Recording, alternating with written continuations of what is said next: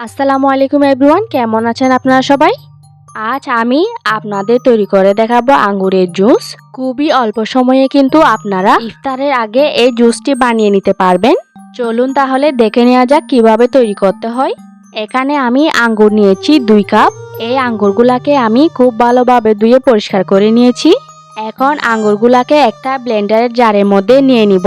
আপনারা চাইলে কালো আঙ্গুর দিয়েও এই জুসটা বানিয়ে নিতে পারেন। এবার এর মধ্যে চিনি দিয়ে দিব 5 টেবিল চামচ। এই আঙ্গুরগুলা টক মিষ্টি, তাই চিনির পরিমাণ একটু বেশি দিয়েছি। আপনারা চাইলে চিনির পরিমাণটা বাড়িয়ে বা কমিয়ে দিতে পারেন।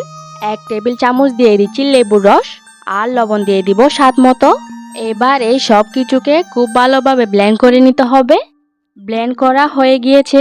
এখন আপনি আপনার পছন্দ মতো পরিবেশন করুন। খুবই মজার আঙ্গুরের জুস। বাসায় এই জুসটা ট্রাই করে দেখতে পারেন। আশা করছি আপনাদের কাছে ভালো লাগবে।